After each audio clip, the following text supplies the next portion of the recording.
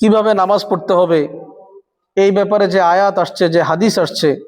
সেটা যদি আমরা মুখস্থ নাও করতে পারি কিন্তু নামাজ পড়তে আরম্ভ করতে পারি, এটা তো সহজ। এজন্যে সাহাবায়ে কেরামের আদর্শ আমাদের কাছে উত্তম আদর্শ। যেই সাহাবীদের ক্ষেত্রে আল্লাহ রসুল সাল্লাল্লাহু আলাইহি ওয়াসাল্লাম বলেছেন, আমার সাহাবীদের মধ্যে প্রত্যেক সাহাবী আকাশের তারকা তুল্য, যাকেই তোমরা অনুসরণ করবে সফল কাম হবে, হেদায়েত পাবে, জান্নাত পাবে। যেই সাহাবীদের ক্ষেত্রে আল্লাহ পাক কোরআনে বলেছেন রাদিয়াল্লাহু আনহুম ওয়া রাদু আন, তাদের প্রত্যেকের উপরে আমি সন্তুষ্ট, তারাও আমার প্রতি সন্তুষ্ট। আমাদের সমাজের মুসলমানদের মধ্যে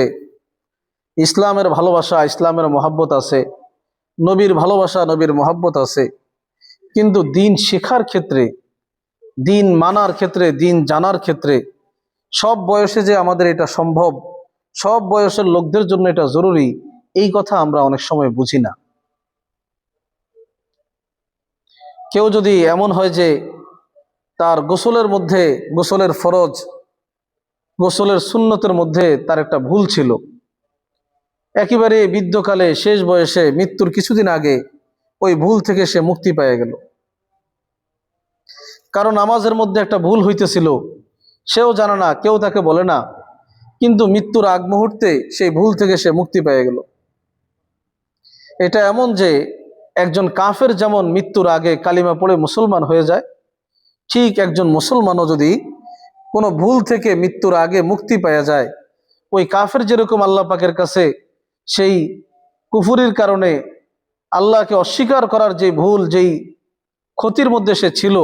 ওই থেকে যেমন আল্লাহ পাক তাকে মুক্তি দেয় এবং নাজাত দিয়ে দেয়, জান্নাতি বানায় দেয়,